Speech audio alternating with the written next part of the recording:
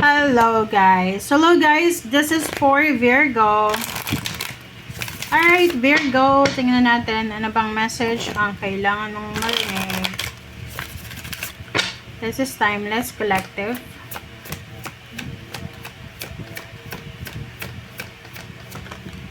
Alright, Virgo.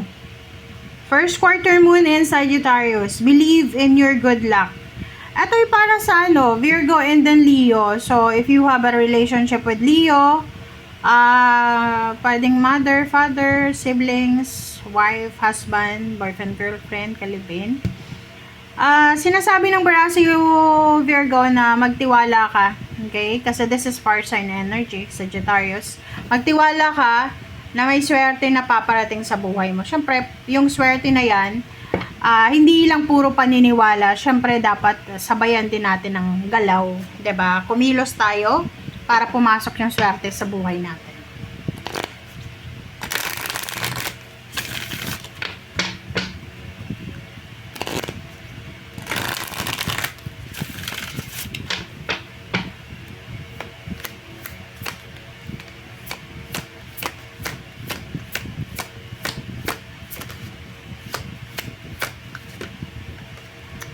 Alright, teacher and milestone for people.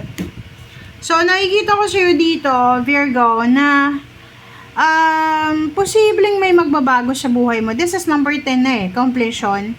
So, siguro for several years, maybe 4 years ago or 4 months ago, marami kang lesson learned na nakuha. Mga past experiences mo to. Marami kang lesson learned. Marami kang natutunan. And sa ngayon, sa kasalukuyan, nakikita ko sa'yo dito na sobra-sobrang napaka-wise, napakatalino mo. Kasi marami kang natutunan marami kang napagdaanan. Ito din, sinasabi ng baraha, there's a literal message para dito na pwedeng may mga Virgo na nag-iisip kayo na kailangan nyo pala ng kasal, kailangan nyo palang magpakasal, or kailangan nyo palang mag-stay na single.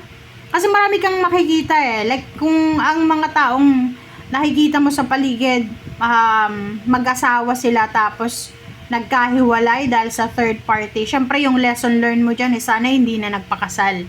And yung iba naman, yung mga hindi pa kasal, like for example, nagkahiwalay kasi ganyan ganito, yun, maraming lesson learned ka na matututunan.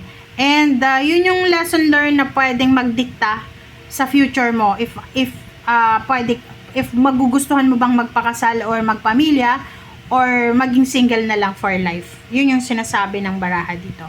But kung ikaw ay in a relationship sa ngayon, may asawa, boyfriend, girlfriend, moving forward, nakikita natin na magiging sobrang balance, strong ang relationship mo. Kung hindi ka pa kasal, possible na may kasal na gaganapin. Okay? Malapit na. So, maybe 6 years from now.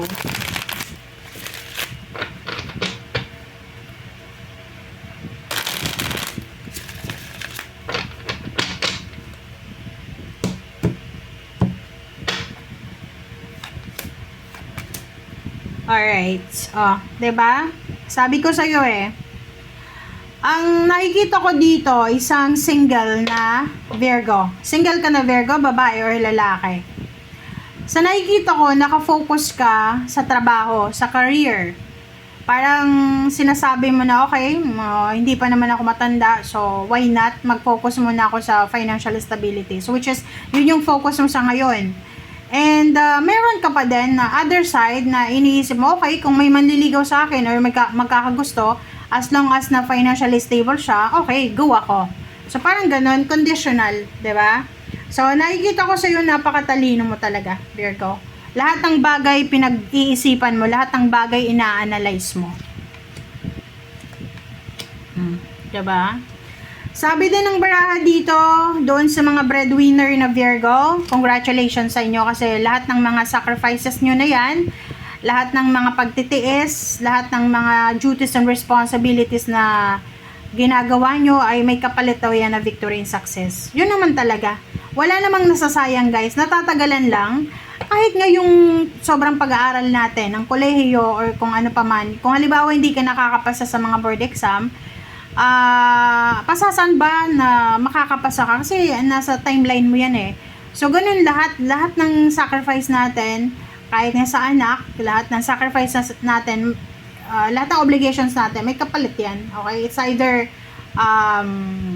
long life or more blessings to come. Diba? Ganun lang yun. Okay?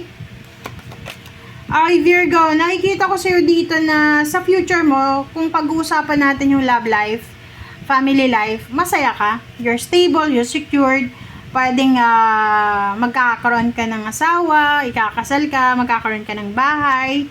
And nakikita ko dito,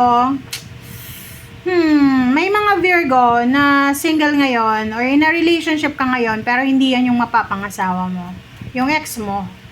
Okay? Yung ex mo nung elementary ka, high school, college, ganon. Sila yung mga person mo talaga.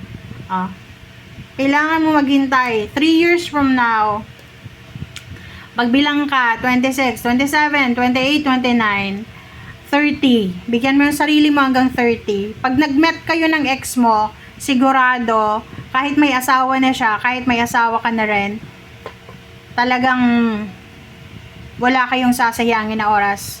Magsasama talaga kayo. Okay? Kaya may isang tao or pamilya ka na masasaktan. Siyempre, kung pareho kayong may asawa na, tapos nagkita kayo ng ex mo, talagang masasaktan yung maiiwan mo. Kaya daw, sabi ng baraha sa'yo, pag-isipang mabuti, huwag magpadala sa mga temptation. And yun, may mga may mga stress na dito na Virgo. Kasi, like for example, pwedeng ikaw yan, na nai-stress ka, it's because of mga nangyayari sa kapaligiran mo, like yung best friend mo, niloko yung asawa, niloko yung boyfriend, or girlfriend. So, syempre, medyo, mapaparanoid ka dyan eh. So, sa nakikita ko sa'yo dito, kalmahan mo lang. Okay? Kalmahan mo lang, ipag-pray mo eh. Kasi dito sa baraha mo, sinasabi ng baraha na nakadepende daw sa'yo kung ano yung magiging future mo, especially sa love life and then sa pera.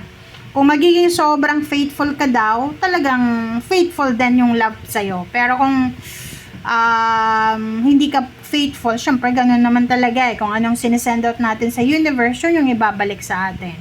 'Di ba? Sa trabaho ganun din kung sobrang workaholic ka, talagang marami kang kikitain. Alright? So, thank you guys for watching. Bye!